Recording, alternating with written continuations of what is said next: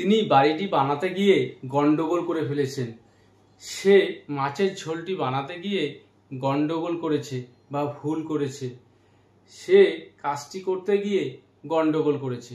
তো এই যে কথাগুলি বললাম, এই কথাগুলিকে তোমরা কিভাবে ইংরেজিতে বলবে, আজকের এই ক্লাসে আমি তোমাদের শেখাবো একটি সেন্টেন্স স্ট্রাকচারের মধ্য দিয়ে।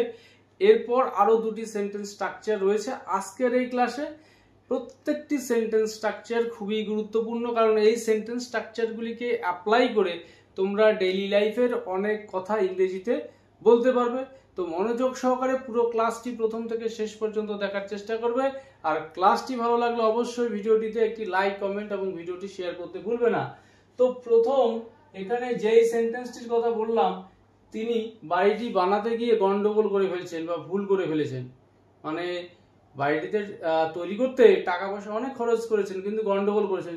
সঠিকভাবে বাড়িটি তিনি তৈরি করতে পারেননি বা সঠিক মাপজোক দিতে পারেননি, যার জন্য ভালো হয়নি। তো এইরকম সিচুয়েশনে যখন আমরা কথাটাকে বলবো, ঠিক কিভাবে ইংরেজিতে বলবো। তো এখানে সাবজেক্ট তিনি, তো প্রেজেন্ট পারফেক্ট টেন্সে রয়েছে সেন্টেন্সটি হি হ্যাজ।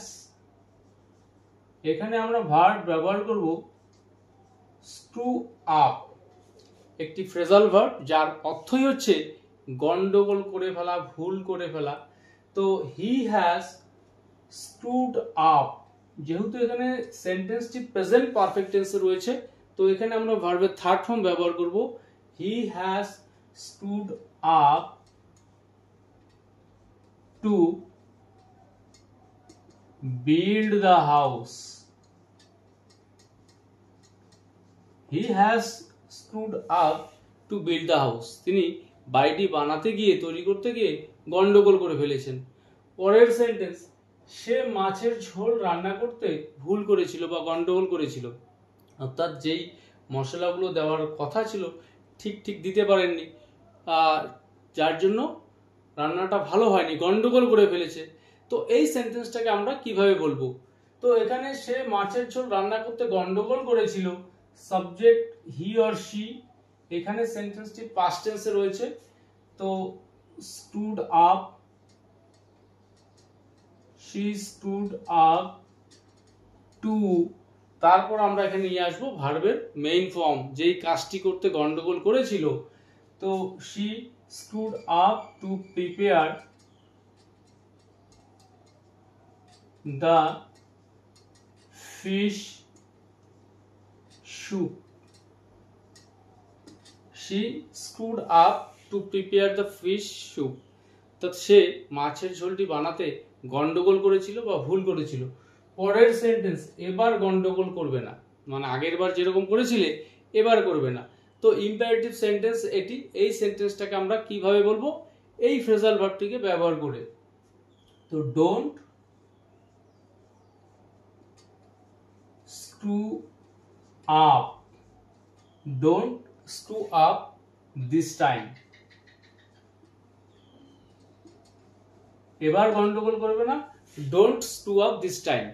পরের সেন্টেন্স, সে নিশ্চিত গন্ডগোল করবে, মানে এই ব্যাপারে আমি নিশ্চিত। তো সিম্পল ফিউচার টেন্সে রয়েছে। এই সেন্টেন্সটিকে আমরা কিভাবে বলবো, he or she will surely screw up. She will surely screw up. সে নিশ্চিত গন্ডগোল করবে বা ভুল করবে। তো পরের সেন্টেন্স, তিনি ব্যবসা সামলাতে কখনো গন্ডগোল করেন না।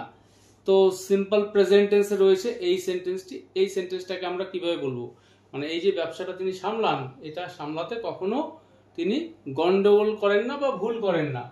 তো he never স্ক্রুজ up.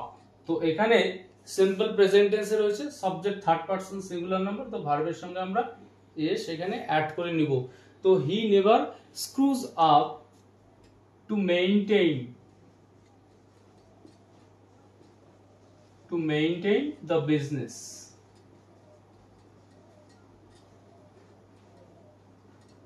He never screws up to maintain the business. তিনি ব্যবসা সামলাতে কখনোই গন্ডগোল করেন না। তো এখানে 5টি সেন্টেন্স আমি দেখালাম এই যে ফ্রেজাল ভার্ব স্ক্রু আপকে ব্যবহার করে। তো তোমাদের মনে রাখতে হবে এই স্ক্রু আপ যে ফ্রেজাল ভার্বটি রয়েছে এর অর্থ শুধু গন্ডগোল করা বা ভুল করা এমনটাই নয়, এর দ্বারা হতাশ করা অর্থ বোঝায়। যেমন সে আমাদের সবাইকে হতাশ করেছে বা প্রত্যেককে হতাশ করেছে, এইরকম সেন্সেও আমরা এই ভার্বটাকে ব্যবহার করতে পারবো। তো তার কাছে আমাদের প্রত্যাশা ছিল যে ভালো রেজাল্ট করবে, কিন্তু সে সেটা করতে পারেনি, সবাইকে হতাশ করেছে। তো সেক্ষেত্রেও আমরা এই স্ক্রু আপ ভার্বটিকে ব্যবহার করে সেন্টেন্সটাকে বলতে পারবো। সেক্ষেত্রে বলতে হবে she has screwed up everyone, সবাইকে হতাশ করেছে। তো এরপর আরো দুটি সেন্টেন্স স্ট্রাকচার রয়েছে যে তাদের জন্য অপেক্ষা করা বোকামি, তাকে টাকা ধার দেওয়াটা বোকামি, সুমনকে জানানোটা বোকামি। তো এই রকম সেন্টেন্সগুলোকে আমরা কিভাবে ইংরেজিতে বলবো? যে তাদের জন্য অপেক্ষা করা বোকামি, তো ইট ইজ ফুলিশ টু, তারপর আমরা এখানে নিয়ে আসবো ভার্বের মেইন ফর্ম। তো এখানে ভার্ব আমাদের অপেক্ষা করা, wait, it is foolish to wait, তাদের জন্য, for them, it is foolish to wait for them. তো এই সেন্টেন্সগুলো তৈরি করতে গেলে তোমাদের যেই সেন্টেন্স স্ট্রাকচারটি ফলো করতে হবে, শুরুতে ইট ইজ ফুলিশ টু, তারপর নিয়ে আসবো আমরা ভার্বের মেইন ফর্ম। তো এই স্ট্রাকচার অনুসারে পরের দুটি সেন্টেন্স আমি তৈরি করছি যে তাকে টাকা ধার দেওয়াটা বোকামি।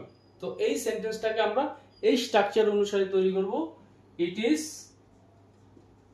ফুলিশ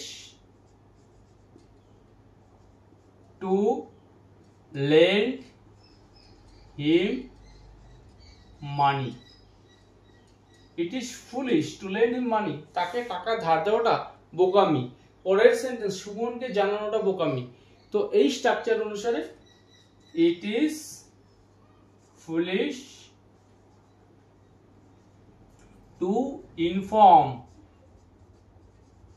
সুমন। তো তিনটি সেন্টেন্স এখানে আমি দেখালাম, খুবই ইজি সেন্টেন্স স্ট্রাকচার। তো এই স্ট্রাকচারকে ফলো করে তোমরা যতটা বেশি সম্ভব সেন্টেন্সগুলোকে তৈরি করার চেষ্টা করবে। তো এরপর লাস্ট আরেকটি সেন্টেন্স স্ট্রাকচার রয়েছে, আমরা সবাই একসাথে দুপুরের খাবার খেয়েছিলাম, মানে সবাই একসাথে, মানে সম্পূর্ণরূপে সবাই, তারা সবাই একসাথে প্রতিবাদ করেছিল, মানে কেউ বাদ যায়নি। তো এরকম সবাই একত্রিত হয়ে বা কোনো একটা সময় একসঙ্গে কোনো কিছু করলে তো সেটাকে আমরা এইভাবে বলে থাকি। তো আমরা সবাই একসাথে দুপুরের খাবার খেয়েছিলাম, তো এই সেন্টেন্সটাকে আমরা কিভাবে বলবো? যে we took lunch all together, all together, একসঙ্গে। পরের সেন্টেন্স, তারা সবাই একসাথে প্রতিবাদ করেছিল, দে protested all together, তারা সবাই একসঙ্গে প্রতিবাদ করেছিল।